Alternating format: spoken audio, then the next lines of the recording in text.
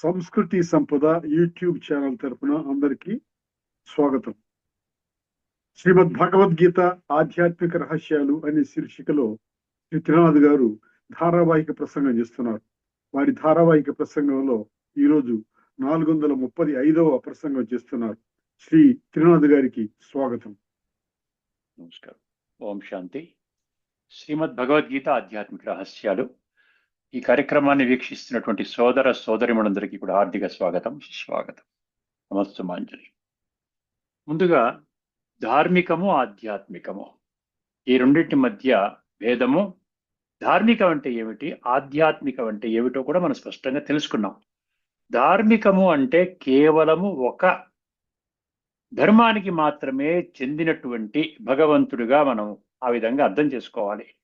ధార్మికము అని విశ్వసిస్తూ ప్రపంచ విశ్వాత్మలందరికీ భగవంతుడు ఒక్కరే, గాడ్ ఈజ్ వన్ అని అనలేము. ఆ రెండిటికి కూడా మనం కనెక్ట్ చేసుకోలేమండి. ధార్మికం అంటే ఎన్నో రకరకాల ధర్మాలు ఉన్నాయి. ఒక్కొక్క ధర్మానికి ధర్మ స్థాపకుడు ఉన్నారు, ఒక్కొక్క ధర్మానికి ఒక భగవంతుడు, ఒక్కొక్క ధర్మానికి ఒక్కొక్క ధర్మ గ్రంథము. ఈ విధంగా ఆ ధర్మాన్ని ఆచరించే భక్తులు, మనుషులు, వ్యక్తులు ఈ విధంగానే ఉంటుంది. అర్థమైందండి. సో ధార్మికము అంటే ఒక వర్గము, ఒక ధర్మం. ఆధ్యాత్మికం అంటే విశ్వాత్మలందరికీ ఒకే భగవంతుడు. విశ్వాత్మలందరూ కూడా తమ యొక్క మూల స్వరూపములో ఆత్మలు. ఇప్పుడు మరొక ముఖ్యమైన చాలా ఇంట్రెస్టింగ్ విషయాన్ని తీసుకొస్తాను మీ దృష్టికి. మీరు కేవలం బుద్ధినేత్రాన్ని తెరుచుకోవాలి. బుద్ధినేత్రం తెరుచుకోకపోతే మీకు ఏం అర్థం కాదు. ఆధ్యాత్మిక జగత్తులోకి ఎంటర్ కావాలి అంటే 100% ఖచ్చితంగా మీ బుద్ధి నేత్రాన్ని జాగృతి చేసుకోవాలి. అదే సత్యత, అప్పుడు సత్యత అనే మార్గంలో పడతామన్నమాట. అర్థమైందండి. సో ఆ విధంగా చేసుకున్నట్లయితే ఇప్పుడు 84 లక్షల జీవరాశులు అంటున్నారు. 84 లక్షల జీవరాశులలో మనుష్యాత్మ, ప్రతి ఒక్క మనుష్యాత్మ 84 లక్షల యోనులలో ప్రవేశించి తదుపరి ఒక్క జన్మ, మానవ జన్మ దొరుకుతుంది అంటున్నారు. ఇది మామూలుగా మనము వింటున్నటువంటి విషయము. ఇందులో ఎంత యథార్థం ఉన్నది? ఇది సత్యమా లేక తర్క విరుద్ధమా? ఒక్కసారి మనం గమనించినట్లయితే మానవ జన్మ అందువలన ఏమంటారంటే మానవ జన్మ అతి దుర్లభము అంటారు. అర్థమైందండి. మానవ జన్మ అతి దుర్లభము అంటే ఏంటి? చాలా కష్టపడి ఎన్ని లక్షల యోనులలో ప్రవేశించి ఎందుకు ఈ యొక్క పశువులు, పక్షులు, జంతువులు, క్రిములు, కీటకాదులు ఇటువంటి యోనులలో ఎందుకు వెళ్తున్నాడు అంటే దానికి ఏం చెప్తున్నారు? మనిషి చేస్తున్నటువంటి పాప కర్మలు కారణంగా మనిషి జన్మ దొరకదు. ఏ విధంగా? పశుపక్షాదుల యోనులలో ప్రవేశించి చివరికి ఆ పాపం పండిన తర్వాత ఒక మనుష్య యోని లభిస్తుంది అంటారు. ఆ విధంగా భావిస్తున్న వాళ్ళైనా ఏమన్నా మానవ జీవితానికి విలువనిస్తున్నారా? మానవ జీవితం దేని కొరకున్నది? ఇప్పుడు కాలచక్రంలో మానవ జీవితం ఏ యొక్క స్థితిలో ఉంది, స్థాయిలో ఉంది? భగవంతుడు అంటే ఎవరు? భగవంతుడు ఒక్కరే అంటున్నప్పుడు వారి యొక్క సంపూర్ణ సత్యమైన పరిచయం ఏమిటి? ఇవేమన్నా అర్థం చేసుకోవడానికి ప్రయత్నం చేస్తున్నారా? చేయటం లేదు. అర్థమైందండి. అందుకని దైహికంగా నేను దేహం అనుకుని ఇంద్రియ సుఖాల కొరకు జీవితాన్ని ఆ విధంగా పణంగా పెట్టుకుని ఆ విధంగా జీవనయానం కొనసాగిస్తూ ఉన్నారు. ఒక చిన్న లాజికల్ ప్రశ్న మీ దృష్టికి తీసుకొని వస్తున్నానండి. మనిషి పాపము చేస్తున్నాడు కాబట్టి పశువులు, పక్షులు యోనులలోకి వెళుతున్నాడు అనుకుందాం. అదే సత్యం అనుకుందాం. మళ్ళీ అక్కడ పశుపక్ష్యాదులు, క్రిమి కీటకాదులు, ఆ జంతువుల యోనిలోకి వెళ్ళిన తర్వాత ఎటువంటి పుణ్యకర్మలు చేస్తున్నాడని మళ్ళీ తనకి మానవ జన్మ దొరుకుతుంది? జంతువుల్లో వెళ్ళి పుణ్యకర్మలు ఏం చేయలేడు కదా. పశువుల్లో, పక్షుల్లో పుణ్యకర్మలు చేసే విధానం లేదు కదా. ఎందుకంటే మనసు, బుద్ధి, సంస్కారాలు అనేవి అక్కడ కేవలం మనుష్యాత్మలకి మాత్రమే కదా ఉన్నది. సంస్కార పరివర్తన చేసుకోవాలి. ఇటువంటి ఇంగిత జ్ఞానం ఉంటుందా పశువులకి, పక్షులకి, ఈ క్రిమి కీటకాదులకి? అది ఇలాగంటే ఆ విధంగా ఒక దోమ చచ్చిపోతుంది. అర్థమైందండి. సో ఒక్కసారి ఆలోచించినట్లయితే భగవంతుడు ఏం చెప్తున్నాడంటే మానవుడు చేసినటువంటి విపరీతమైనటువంటి పాప కర్మలు, దుష్ట కర్మలు, నీచ కర్మలు, నికృష్ట కర్మలు, అర్థమైందండి, భ్రష్ట కర్మలు, దీని ఫలితంగా ఏర్పడినటువంటి ఈ యొక్క తమో ప్రధాన సంస్కారాలు వీటిని తొలగించుకోవాలంటే మళ్ళీ మానవ జన్మనే తీసుకుంటాడు. మళ్ళీ మానవ జన్మని తీసుకుంటాడు. మానవ జన్మ తీసుకున్నప్పుడే అర్థమవుతుందన్నమాట. అమ్మో, ఎన్నో జన్మలుగా నేను పాపాలు చేసి ఉంటాను, అందుకనే నాకు ఈ పనికిరాని జన్మ దొరికింది. ఏదో అడుక్కునే జన్మ, కాళ్ళు చేతులు లేకుండా పుడుతున్నారు, కళ్ళు లేకుండా పుడుతున్నారు, రోడ్డు మీద కాపురం చేసుకునేటువంటి వాళ్ళు కొన్ని కోట్ల మంది ఉన్నారు. ఈ యొక్క జోపిడి అంటారు చూసారా, గుడిసెల్లో ఉన్నటువంటి వాళ్ళు ఉన్నారు. కనీసం ఒక్క పూటకి కూడుకి గతి లేనటువంటి వాళ్ళ జన్మలు ఉన్నాయి. ఇవన్నీ ఎప్పుడు అర్థమవుతుంది? ఎందుకు?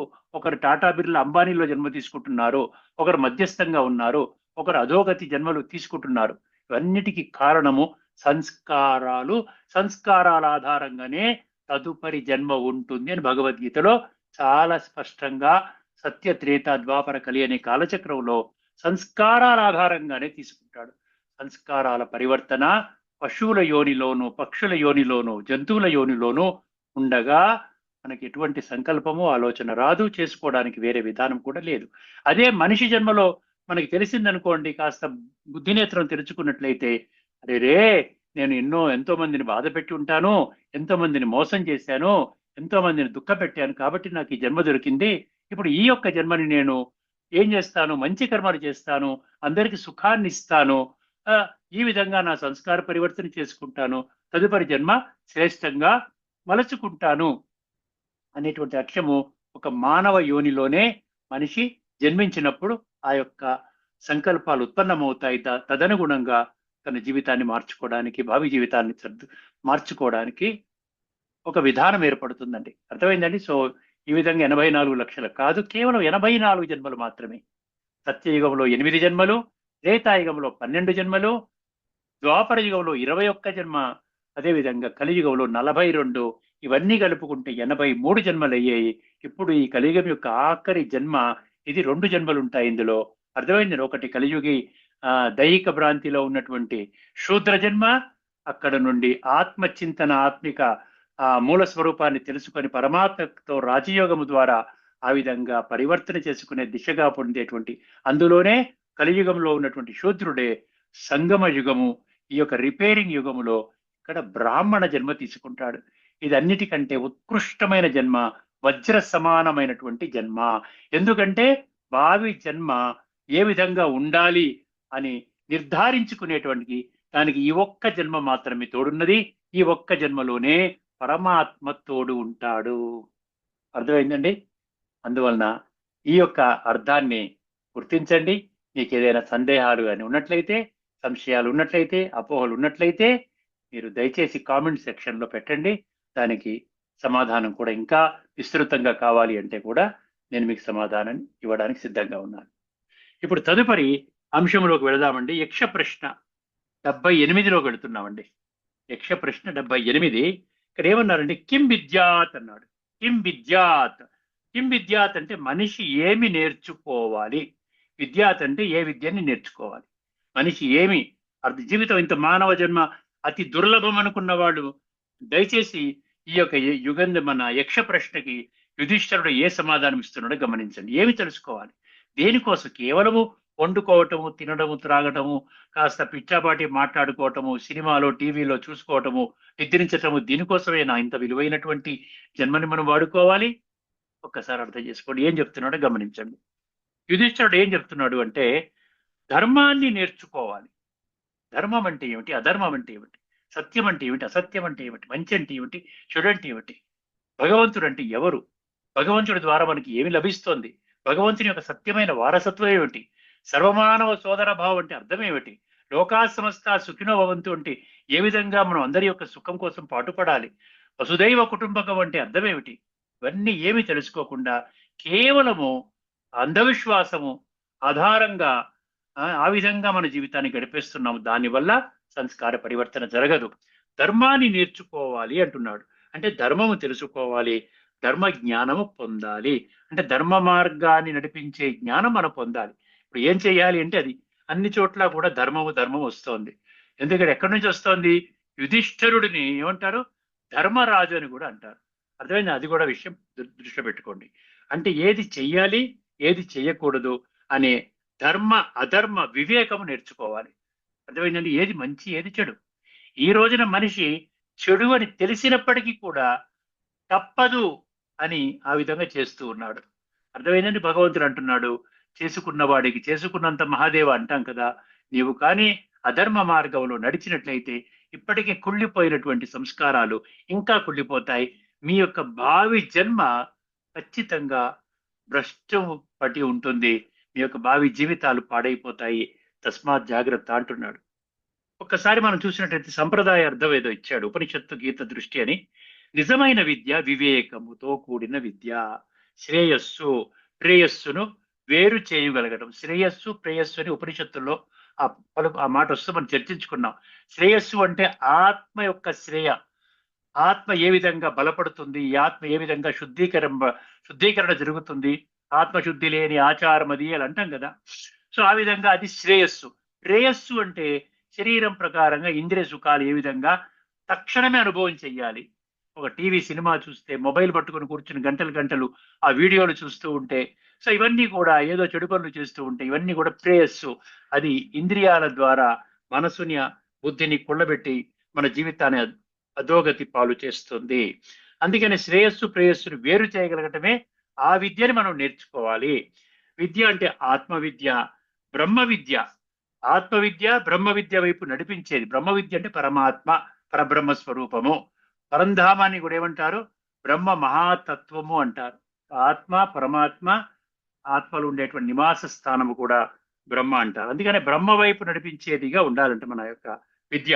ధర్మబద్ధమైన జీవితము కోసము శాస్త్ర బోధ అవసరము.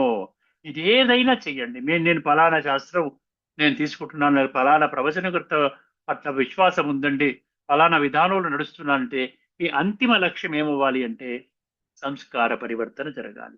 ఆత్మ చింతనలోకి రావాలి.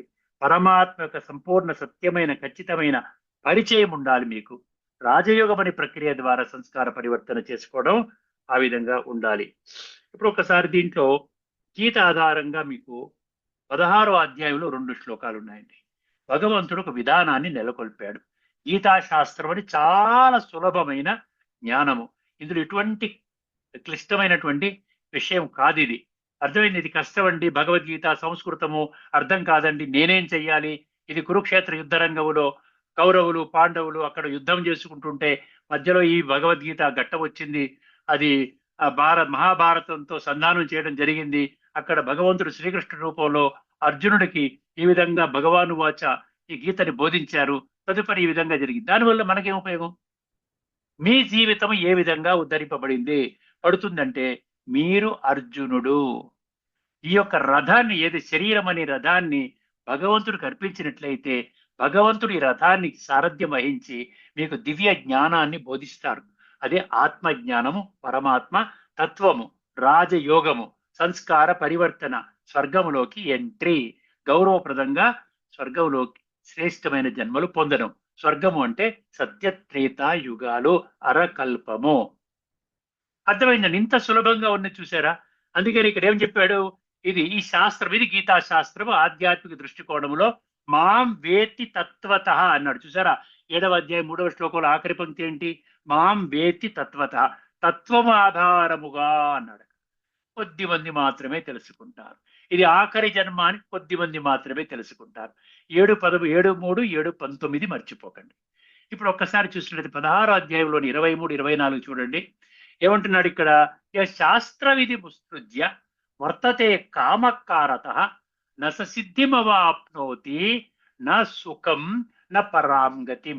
మీరు ఏ పుస్తకమైనా తీసుకోండి, ఏదైనా విశ్లేషణ చెయ్యండి.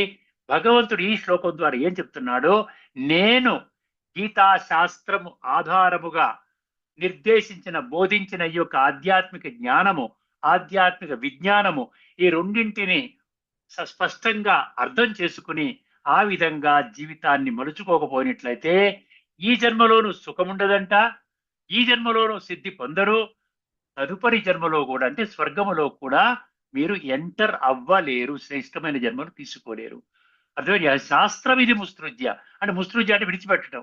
వర్తతే కామకారత, మీ కామకారత అంటే కామముతో కూడుకున్నటువంటి, కామ వికారం అంటే లైంగిక వాంఛలు, కామ వికారం అంటే భౌతిక ఇంద్రియ సుఖాలను భోగించుట కొరకై మనస్సులో ఉత్పన్నమయ్యే కోరికలు. దీని నససిద్ధి, దీనివల్ల ఏమవుతుందంటే నససిద్ధి వాప్నోతి నా సుఖం నా పరాంగతి. తర్వాత ఏమన్నాడు 16:24 చూడు. తస్మాత్ శాస్త్రం ప్రమాణంతే కార్య వ్యవస్థితౌ జ్ఞాత్వా శాస్త్ర విధానోక్తం కర్మ కర్తుమిహార్హసి. నీకు కేవలము ఇప్పుడు వర్తమానములో సమయాన్ని దృష్టిలో పెట్టుకుని, సంక్లిష్టమైనటువంటి సమయాన్ని దృష్టిలో పెట్టుకుని, క్రిటికల్ టైంని దృష్టిలో పెట్టుకుని నీవు భగవంతుడు బోధించిన గీత ఆధారముగా ఆధ్యాత్మిక జ్ఞానముతో కూడిన గీతా శాస్త్రాన్ని మాత్రమే నీవు ఆచరించాలి. తస్మాత్ శాస్త్రం ప్రమాణంతే. ఏ ప్రమాణాలైతే గీతా శాస్త్రంలో భగవంతుడు నెలకొల్పాడో కార్యాకార్య వ్యవస్థితౌ, తస్మాత్ శాస్త్రం ప్రమాణంతే కార్యాకార్య వ్యవస్థితౌ జ్ఞాత్వా శాస్త్ర విధానోక్తం కర్మ కర్తుమిహారసి. అటువంటి అర్హత నీకు ఉంది. ఇది దాటి నువ్వు వేరే కర్మలు చేసుకుంటూ నేను ఈ విధంగా భగవంతుని పొందుతాను, స్వర్గం పొందుతాను, మంచి జన్మలు పొందుతాను అనుకునేది మీరు అంధవిశ్వాసంతో కూడుకున్న విషయము. అది మీరు పొందలేరు. శాస్త్ర విధిని వదలి ఇష్టానుసారం నడిచేవాడు సిద్ధిని పొందడు. తర్వాత 13వ అధ్యాయంలోని 7 నుంచి 11 అండి. కొన్ని పుస్తకాల్లో 8 నుంచి 12, 7, 8, 9, 10, 11 5 శ్లోకాలు ఉంటాయి. అందులో జ్ఞానం అంటే ఏమిటి, జ్ఞానం యొక్క నిర్వచనం ఇచ్చాడు. లాస్ట్ లో అంటాడు ఇది మాత్రమే జ్ఞానము. అందులో ఒక 20 లక్షణాలు ఇస్తాడు. ఇది మాత్రమే జ్ఞానము, ఇది కాకుండా ఇతరత్రా ఏది మీ దగ్గర ఉన్నా అది అజ్ఞానము అంటాడు. నేను మొదటి శ్లోకము ఆఖరి శ్లోకము చెప్తాను. అమానిత్వం అదంభిత్వం. అర్థమైందండి? అమానిత్వం అదంభిత్వం అహింసా క్షాంతిరార్జవం ఆచార్యోపాసనం శౌచం వినిగ్రహ ఆత్మని వినిగ్రహం. ఒకసారి అది అమానిత్వం అదంభిత్వం అహింసా క్షాంతిరార్జవం ఆచార్యోపాసనం శౌచం. గీతా ప్రెస్లో 7 నుంచి ఇస్తాడు. కొన్ని దగ్గర మొదటి శ్లోకము తీసేశారు కదా, తీయకపోతే అమానిత్వం అదంభిత్వం అహింసా క్షాంతిరార్జవం ఆచార్యోపాసనం శౌచం స్థైర్యం ఆత్మ వినిగ్రహ. తర్వాత ఏమన్నాడు? ఇంద్రియార్థేషు వైరాగ్యం అనహంకార ఏవచ జన్మ మృత్యు జరా వ్యాధి దుఃఖ దోషానుదర్శనం అన్నాడు. అసక్తిరనభిస్వంగ పుత్రదార గృహాదిషు నిత్యం సమతిత్వం ఇష్టానిష్టోపపత్తిషు. 4వది మైచానన్య యోగేన అవ్యభిచారి భక్తి అంటాడు. మైచ అనన్య యోగేన భక్తి అవ్యభిచారేణ. అర్థమైన అవ్యభిచారిని వివిక్త దేశ సేవిత్వం అరతిర్జన సంసది. జన సందోహం లేని చోట కూర్చొని ఆత్మస్థితిలో కూర్చొని ఒక్క పరమాత్మనే స్మృతి చెయ్యాలి అంట. అప్పుడు సంస్కార పరివర్తన అవుతుంది. అందుకని ఆఖరి శ్లోకం ఏమిచ్చాడు? అధ్యాత్మ జ్ఞాన నిత్యత్వం తత్వజ్ఞానార్థ దర్శనం ఏతత్ జ్ఞానమితి ప్రోక్తం అజ్ఞానం యదతో అన్యదా. అని ఇప్పటికీ అనేక మార్లు చెప్పు.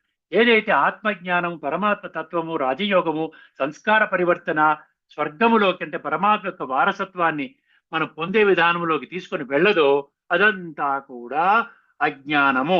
అజ్ఞానం యదతో అన్యద. ఇది మన 13వ అధ్యాయంలోని 8 నుంచి 12 లేక 7 నుంచి 11. అమానిత్వం అదంభిత్వం. విద్య అంటే నిజమైనటువంటి జ్ఞానము, వినయము, అహింస, సహనము మొదలైన 20 లక్షణాలు చెప్పాను కదండి. ఆఖరిగా 2 వాక్యాలండి. ఆధ్యాత్మిక కోణములో మనిషి నేర్చుకోవాల్సిన ముఖ్యమైన విద్య నేను ఆత్మను, ఆత్మ చైతన్యము, సోల్ కాన్షియస్నెస్. అర్థమైంది? పరమాత్మను తెలుసుకోవడం. పరమాత్మ అంటే గాడ్ కాన్షియస్. దాని కొరకు పరమాత్మకు సంపూర్ణ పరిచయం ఉండాలి. అప్పుడే పరమాత్మని మనము జ్ఞాపకం చేయగలుగుతాం, స్మృతి చేయగలుగుతాం. దాన్ని రాజయోగము అని అన్నాడు. తర్వాత కర్మ సిద్ధాంతం. ఈ రోజున మనుషులు పాపకర్మలు, లోపభూయిష్ట కర్మలు, భ్రష్ట కర్మలు, నీచ కర్మలు, నికృష్ట కర్మలు చేస్తున్నారంటే కర్మల సిద్ధాంతం, కర్మల గుహ్యగతి అంటాడు. అర్థమైందండి? కర్మణో హ్యపి బోద్ధవ్యం చ వికర్మణ అకర్మణశ్చ బోద్ధవ్యం గహన కర్మణోగతి అండి. గహనా కర్మణోగతి అంటాడు. అది చాలా లోతైన విషయం నాయన. మనిషివి నువ్వు బుద్ధినేత్రం తెరుచుకో, శ్రేష్టమైన కర్మలు చెయ్యి, భగవంతుని యొక్క ధర్మ సంస్థాపన కర్తవ్యాన్ని సమర్థించే కర్మలు చెయ్యి నాయనా అంటున్నాడు. కర్మల సిద్ధాంతం పవిత్రత, శాంతి, ప్రేమ ఇవన్నీ కూడా దైవీ సంస్కారాలు. అంటే ప్రాపంచిక విద్య జీవనోపాధికి, గుర్తుపెట్టుకోండి. ప్రాపంచిక విద్య తెలుసుకోకుండా పరమాత్మను పట్టుకొని కూర్చోమని చెప్పలేదు. మీరు చదువుకోండి, ఉద్యోగం చేయండి, వ్యాపారం చేయండి, డబ్బు సంపాదించుకోండి, కానీ శ్రేష్టమైన కర్మలు చెయ్యండి. అది కేవలము కర్మయోగము ద్వారానే సాధ్యమవుతుంది. ఆధ్యాత్మిక విద్య ఏంటి? జీవన మూల్యానికి, how to value your life, how to elevate your life, దాని గురించి ఒక్క వాక్యంలో మనిషి ధర్మజ్ఞానము, ఏది కార్యము ఏది అకార్యము అన్న వివేకాన్ని, అలాగే ఆత్మ విద్య, పరమాత్మ పరిచయాన్ని నేర్చుకోవాలి. అదే నిజమైన విద్య. ఇప్పుడు ఆఖరిగా మీకు మూడవది, గత ఎపిసోడ్ లో మనము 10వ అధ్యాయంలోని 3వ శ్లోకం గీతలోని తీసుకున్నాము. ఈ ఎపిసోడ్ లో మనము ఉపనిషత్తు మహావాక్యం తీసుకుందామండి. చాలా అద్భుతమైనటువంటి విషయం ఈ యొక్క మంత్రం అండి.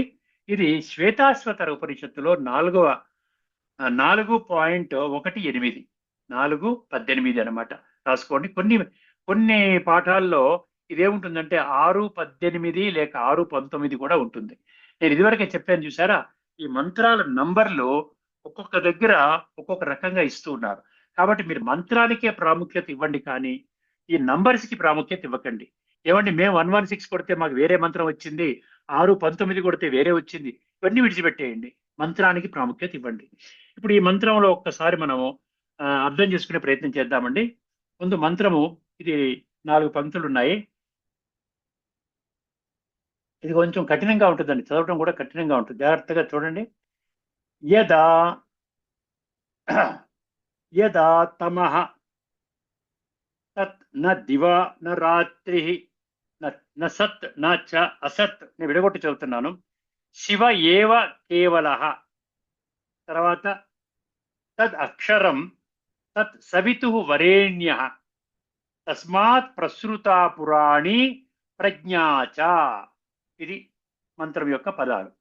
ఒక్కసారి అర్థం తెలుసుకునే ప్రయత్నం చేద్దామని తొందరగా, చాలా సమయాన్ని దృష్టిలో పెట్టుకొని. యదా తమః అంటే ఏంటి? ఎప్పుడైతే అజ్ఞానం అనే చీకటి నశిస్తుందో, చాలా శ్రద్ధగా వినండి. ఎప్పుడైతే అజ్ఞానం అనే చీకటి నశిస్తుందో, అంటే బ్రాకెట్లో ఏమిచ్చాడు? సృష్టికి పూర్వము పరమాత్మ బ్రాకెట్లో ఇచ్చాడు. అజ్ఞానం అనే చీకటి ఎప్పుడు పోతుందండి? పరమాత్మ సృష్టి మీద అవతరించినప్పుడు. తత్ న దివాన రాత్రి, భగవంతుడు కాలానికి అతీతుడు. భగవంతుడు పగలుంటాడా రాత్రి ఉంటాడా కాదు, ఎప్పటికీ ఉంటాడు. భగవంతుడు మహాకాలుడు, కాలాతీతుడు, త్రిగుణాతీతుడు, ద్వంద్వాతీతుడు, ప్రకృతి అతీతుడు, మరణాతీతుడు. అర్థమైందండి? అందుకని ఏమన్నాడు ఇక్కడ? తత్ న దివాన రాత్రి, భగవంతుడు కాలానికి అతీతుడు, అప్పుడు పగలు లేదు, రాత్రి లేదు. నా సత్ నా చ అసత్, పదార్థ స్వభావానికి అతీతుడు. అంటే ఉన్నది, సత్తు అంటే ఉన్నది. మనం చూస్తాం భౌతిక కళ్ళతో చూస్తే ఇది ఉన్నది, టేప్ రికార్డర్ ఉన్నది, లైట్ ఉన్నది, టీవీ ఉన్నది, కంప్యూటర్ ఉన్నది, అది సత్తు. భగవంతుడి శరీరం లేదు కదా, ఫిజికల్ లేదు. సత్తు. మరియు అసత్తు అంటే ఏంటి? లేనిది. లేనిదంటూ కూడా లేదు. అసత్తు అంటే ఫిజికల్ గా కనబడకపోతే అసత్తు అంటాం. కానీ భగవంతుడు సత్ అసత్తులకి అతీతంగా ఉంటాడు. ఆయన కాలానికి బద్ధుడు కాదు, సత్తు అసత్తులకు బద్ధుడు కాదు. శివ ఏవ కేవల అన్నాడు. ఇక్కడ శివ అనే పదం వచ్చిందని గుర్తుపెట్టుకోండి, అండర్లైన్ చేసుకోండి. శివ, ఈశ్వర తత్వాన్ని శివ అంటారు. ఈశ్వరుణ్ణే శివ అంటారు. వేరే దేవీ దేవతల్ని శివ అనరు. రాముణ్ణి శివ అనరు, కృష్ణుణ్ణి శివ అనరు. కృష్ణుణ్ణి కూడా పరమాత్మ అనకూడదు. కృష్ణుణ్ణి కూడా, కృష్ణుని దైవ స్వరూపము, దాని యొక్క విశిష్టత ఉంది. కృష్ణుడి యొక్క గొప్పతనం కూడా మీరు తెలుసుకోవాలి. అర్థమైందండి? అంధవిశ్వాసం నుంచి బయటికి రావాలి. ఇక్కడ ఈ ఉపనిషత్తు శ్వేతాశ్వతర మంత్రం ఏముంటుంది? శివ ఏవ కేవల, కేవలం మంగళప్రదుడైన ఒక్క శివుడు మాత్రమే ఉన్నాడు. కేవలము మంగళప్రదుడైన ఒక్క శివుడు మాత్రమే ఉన్నాడు. శివ అంటే ఏమిటి? అర్థం ఏమిటి? సంస్కృత అర్థము 3 పదాలు చెప్తాడు. శుభకారి, మంగళకారి, కళ్యాణకారి. కళ్యాణకారి, శుభకారి, మంగళకారి అంటే మంచి చేయువాడు. భగవంతుడు తోడున్నామంటే మన జీవితం అంతా మంచి మార్గంలో నడుస్తుందండి, ధర్మ మార్గంలో నడుస్తోంది. అర్థమైందండి? మంగళకారి, శుభకారి. తదక్షరం, ఆయనే అక్షరుడు. అంటే ఏంటి? క్షర అంటే వినాశనము, అక్షర అంటే అవినాశి. అంటే భగవంతుడికి అవినాశి అంటే నాశనం అంటూ లేదు, ఎప్పటికీ ఉంటాడు. భగవంతుడికి మరణం అంటూ లేదు. తత్ సవితు వరేణ్యం అంట, ఆయనే సూర్యునిచే, సవిత్రు అంటే సూర్యుడంట, ఉపాసింపదగిన వాడు. అర్థమైందండి? సూర్యుని చేత కూడా భగవంతుడు సూర్యుని చేత కూడా ఉపాసింపదగిన వాడు. అందుకని గాయత్రి మంత్రంలో మీకు వస్తుంది, ఈ పదం వస్తుంది, తత్ సవితు వరుణ్యం. ఏమంటారు గాయత్రి మంత్రంలో కూడా? ఓం భూర్భువస్వ తత్సవితుర్వరేణ్యం భర్గో ధీమస్య ధీమహి భర్గో దేవస్య ధీమహి ధియో నః ప్రచోదయాత్, ఈ విధంగా వస్తుంది. అక్కడ కూడా అక్కడ అదే మంత్రం వస్తుంది, తత్సవితు వరేణ్య అని. అది గాయత్రి మంత్రంలో చెప్పబడిన వరేణ్యం. తస్మాత్ ప్రసృత పురాణి ప్రజ్ఞాచ అన్నాడు. ఆయన నుండే సనాతనమైన జ్ఞానము అంటే ప్రజ్ఞ. ప్రజ్ఞ అంటే ఏంటి? స్థిత ప్రజ్ఞ. ప్రజ్ఞ అంటే బుద్ధి నేత్రం సంపూర్ణంగా జాగృతి చేసుకున్నటువంటి స్థితి. అర్థమైందండి? ఉద్భవించింది. ఒక్కసారి మనం చూసినట్లయితే యదా తమస్తత్ న దివాన రాత్రి, జ్ఞానోదయం కలిగినప్పుడు లేదా ప్రళయ కాలములో చీకటి అంటే అజ్ఞానము తొలగిపోయిన స్థితిలో పగలు రాత్రి అనే భేదాలు ఉండవు. అర్థమైందండి? పగలు రాత్రి అంటే ఇక్కడ ఏమిచ్చాడు? పగలు అంటే జ్ఞానోదయం, అర్థమైందండి? రాత్రి అంటే జ్ఞానం పోవడం అనమాట. ప్రభవ ప్రళయ అంటాడు సార్ గీతలో, అదనమాట. అలా అనే భేదాలు ఉండవు.